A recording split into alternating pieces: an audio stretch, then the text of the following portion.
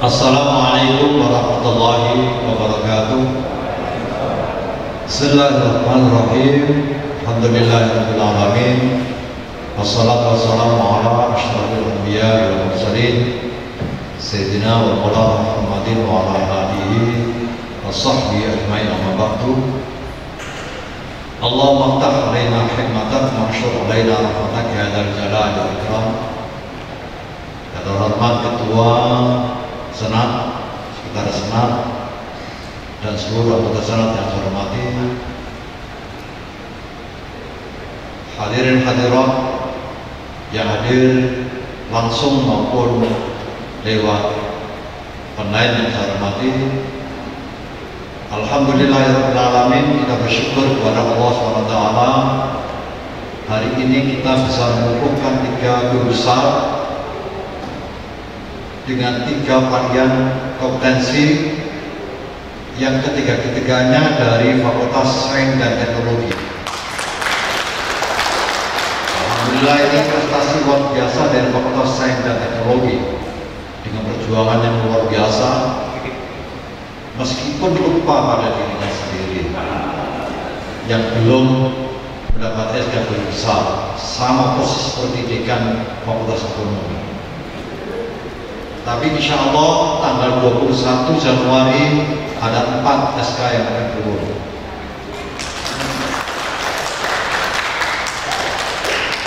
Saya tidak tahu 4 itu siapa aja.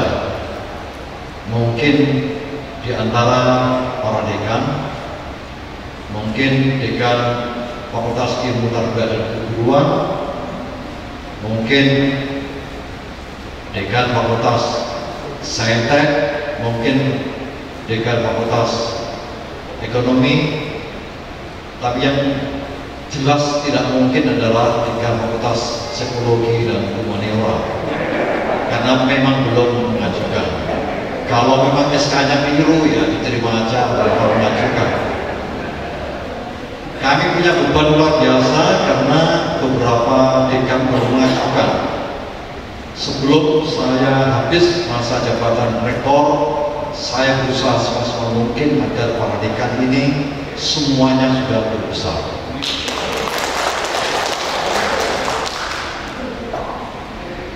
Dengan pendekatan psikologi, insya Allah dekan Fakultas Psikologi jadi berbesar. Kalau tidak, berarti psikologinya nggak mati itu. Dengan pendekatan pendidikan, insya Allah dekan Fakultas Ilmu Tarbiyah dan Keguruan jadi dekan. Sebetulnya Pak Agus ini sudah lama berbesarnya, ya, hanya terlalu banyak penggemarnya, jadi terlalu sibuk mengurus penggemarnya. Kalau Mas Nabi ini perhitungannya selalu mencari untung, jadi sulit mencari SK-nya. Pak Saifullah ini orang lurus-lurus, ya. Jadi karena pendekatannya hukum, jadi cepat turunnya, ya. Tapi cepat juga pensiunnya. Bu Sri hari ini nih memperjuangkan anak buahnya, jangan lupa dirinya sendiri. Bu Syafia ini terlalu tinggi kemanusiaannya, jadi tidak memperjuangkan dirinya sendiri. Bapak Ibu yang saya hormati, kita semua berkewajiban untuk saling membantu di antara kita agar kita semua memperoleh derajat jabatan tertinggi sebagai dosen. Ketika saya ketemu Gus Yakub, Menteri Agama baru, saya sampaikan bahwa alhamdulillah di Malang ada perkembangan yang lumayan bagus karena teman-teman semangat sekali untuk mengajukan guru besar, dan beliau sedianya tanggal 6 mau ke Malang waktu rencana pengukuhan guru besar, tetapi kata beliau selama 30 hari beliau diminta oleh Pak Jokowi untuk banyak menyelesaikan masalah-masalah sehingga belum bisa langsung datang. Alhamdulillah memberikan pidato yang sangat terkesan, dan harapan beliau amat sangat besar. Salam untuk Prof. Imam dari Gus Yakub, Pak Puji, dan teman-teman semua, dan insya Allah akan hadir langsung ke Malang untuk silaturahim, dan bahkan beliau mengatakan bahwa saya rektor minta masukan-masukan dari para sesepuh di Malang untuk mengembangkan PT KIN. Saya tahu bahwa Malang ini luar biasa dan beliau amat bangga dengan Bui Maulana Malik Ibrahim ini. Oleh yang saya hormati, ketepatan 3 orang profesor yang tak kukukan ini antara keilmuan satu dengan yang lain, meskipun namanya berbeda, tetapi menyambung. Pak Turmuzi dengan keahlian pendidikan matematika selalu menghitung dan selalu menggunakan teori kemungkinan. Dan ini saya sangat bangga dan senang karena beliau membuat satu orasi ilmiah bagaimana melakukan kegiatan pembelajaran dengan mudah. Saya membaca filsafat matematika yang terakhir, ternyata matematika itu tidak termasuk ilmu pasti. Dan ini saya dapatkan yang terakhir dari buku filsafat matematika bahwa perhitungan-perhitungan dan matematika itu ternyata tidak pasti. Ya, contoh dalam buku itu 3 kali 3 itu tidak pasti 9, tapi 3 kali 3 mendekati 9. Apalagi kalau dibawa ditarik ke dalam dunia realitas. Bahkan saya dialog dengan ahli matematika dari ITB, saya katakan bahwa di Malang sedang gencar melakukan integrasi keilmuan. Bahkan seperti yang disebut Pak Prof. Agung tadi, ada konsep dari Prof. Imam tentang pohon ilmu. Saya katakan bahwa sesungguhnya matematika itu sendiri secara operasional telah termaktub di dalam Al-Quran. Dan secara santai saya katakan, kalau matematika di Bui Maulana Malik Ibrahim ini berbeda nilai-nilainya dengan matematika di ITB. Apalagi kalau secara formal, matematika ini kemudian ada infiltrasi nilai-nilai di dalam proses perhitungan. Jadi bukan lagi 3 kali 3 dengan hampir 9, tapi justru 3 kali 3 insya Allah 9. Dan nilai-nilai ini kemudian menjadi relatif. Mengapa saya katakan bahwa buku yang terakhir saya baca, filsafat matematika itu kemudian bukan menempatkan posisi matematika sebagai ilmu pasti, karena memang dalam dunia keilmuan tidak ada yang pasti, tetapi semua adalah masuk ke dalam ranah kemungkinan. Nah, ketidakpastian ini dengan perhitungan yang matang maka akan menghidupkan segala sesuatu yang mungkin sudah mati. Dan itu dicerminkan pidato yang kedua dari Bung Retno, karena keahliannya adalah biologi. Meskipun tadi secara formal beliau menguraikan narasi yang amat sangat penting untuk menyelesaikan masalah-masalah penyakit, yang kemudian semuanya itu sesungguhnya adalah tidak lain kecuali dalam lingkup biologi. Biologi ini menjadi amat sangat penting. Contoh misalnya virus yang kemudian kita alami sekarang, COVID-19, ini tidak lain dan bukan kecuali adalah implikasi dari biologi itu sendiri. Saya baca informasi yang terakhir, ada kepanikan meskipun ini ditutupi. Para researcher di berbagai perguruan tinggi dunia menggunakan laboratorium yang canggih untuk meneliti biologi dalam bentuk virus-virus yang mematikan ini. Minimal ada 3 varian yang kemudian disebarkan ke seluruh dunia temuan-temuan itu. Dan ternyata karena biologi sifatnya tidak tetap dan justru relatif, maka antara virus satu dan virus yang kemudian menjadi turunannya itu terus akan berkembang. Saya sangat bahagia apa yang disampaikan oleh Bu Retno tadi, yang kemudian memberikan wawasan kepada kita semua bahwa biologi itu amat sangat penting.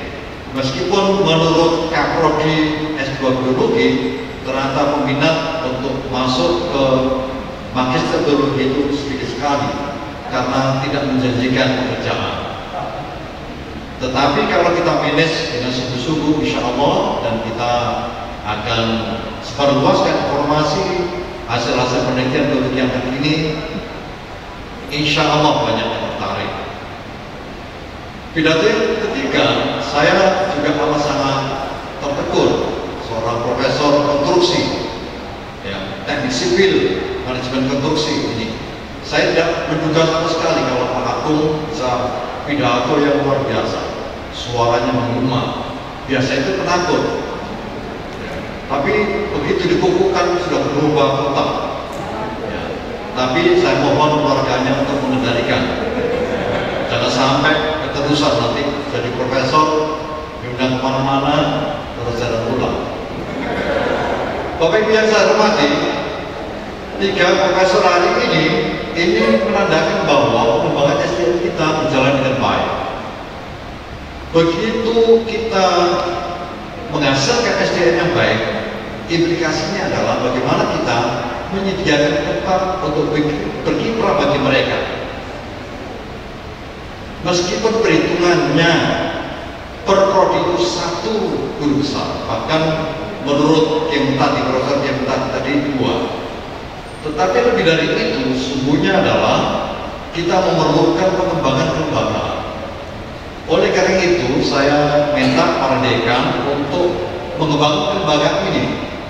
Setiap jurusan S1 yang ada S1-nya, saya mau untuk mengembangkan untuk S2 dan kemudian meneruskan S3. Mengapa ini penting? Perlu saya sampaikan ke Prof. Imam. Ternyata kita ini tiap tahun hanya bisa menerima mahasiswa sekitar 3.700. Mengapa demikian? Karena keterbatasan infrastruktur yang kita miliki. Karena setiap mahasiswa S1, semester 1 dan 2 harus ditahan. Sedang kapasitas ma'had itu sekitar 3.700 sampai 4.000. Sehingga sampai sekarang kita baru punya mahasiswa 16.637. Kalah besar dengan IAIN Tulungagung yang punya mahasiswa 25.000. Oleh karena itu, salah satu alternatif kita untuk memberikan pelayanan kepada masyarakat sebanyak-banyaknya, karena semua fasilitas yang kita gunakan di Maulana Program ini dari negara, dari masyarakat, dari pajak, Pak Min, Pak Jo, Mbok Neng, Mbok Tin, dan lain sebagainya. Maka kita berusaha semaksimal mungkin untuk mengembalikan jasa mereka dalam rangka pelayanan melalui pendidikan ini. Kalau S1 terbatas, maka kita ingin bahwa S2 dan S3 di Maulana Program ini bisa memberikan layanan sebanyak-banyaknya, sehingga jumlah mahasiswa S2 dan S3 ini bisa mengimbangi jumlah mahasiswa S1-nya. Bahkan mungkin untuk UIN Maulana Ibrahim ini ke depan saya kira jumlah S2 dan S3 harus lebih banyak ketimbang jumlah S1-nya. Dan ini pikiran ini dikembangkan di ZUIII, Universitas Islam Internasional Indonesia. Senyapang di ZUIII ini belum berjalan baik, maka kita berusaha semaksimal mungkin untuk melampaui. Dan ini kalau dilampaui, kalau misalnya kita capai dengan cepat-cepatnya, maka tidak ada PTK yang bisa menandingi UIN Maulana Program ini. Oleh karena itu kami minta restu kepada Prof. Imam, Pak Muji, dan para sesepuh, Prof. Mul, dan yang lain-lain, agar pikiran-pikiran ini bisa dibantu untuk merealisasikan. Selain memperbanyak guru besar, juga memperbanyak lembaga, mengembangkan lembaga S2 dan S3 ini. Bukan berarti akan membunuh pasca sarjana.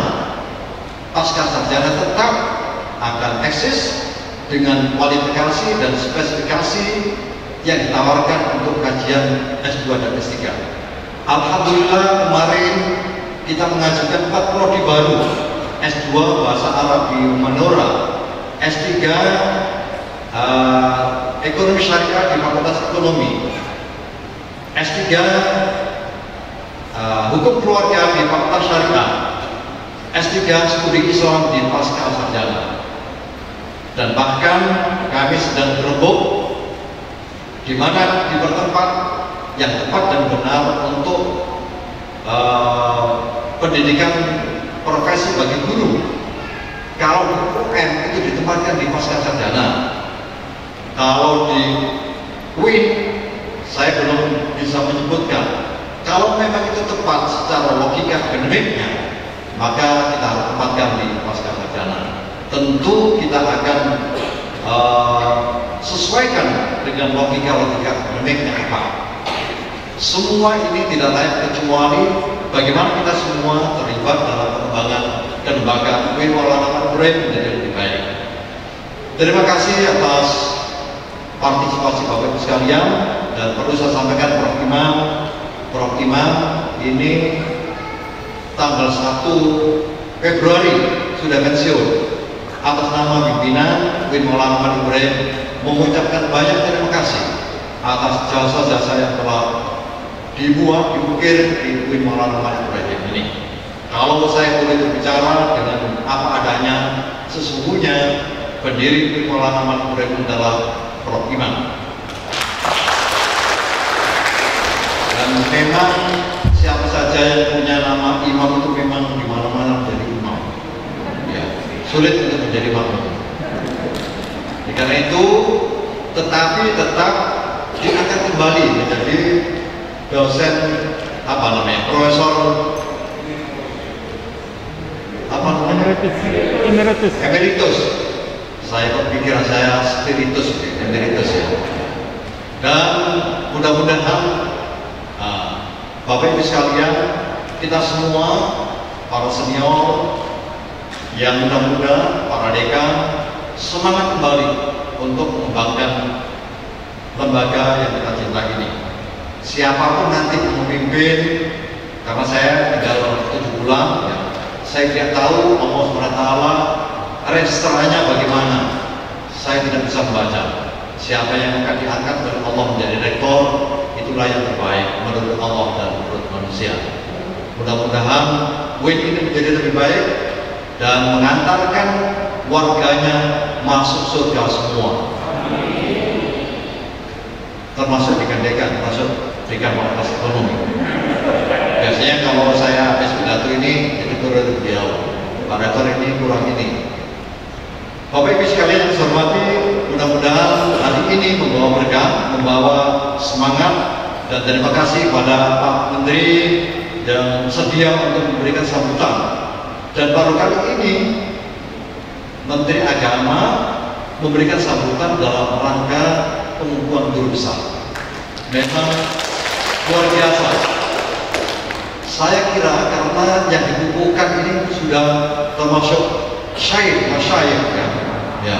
Karena waktu dulu ini sudah jadi dosen dulu itu. Ya, waktu saya masih mahasiswa semester 1 sudah jadi dosen dan agak ganteng gitu. Tapi sekarang sudah berubah ini.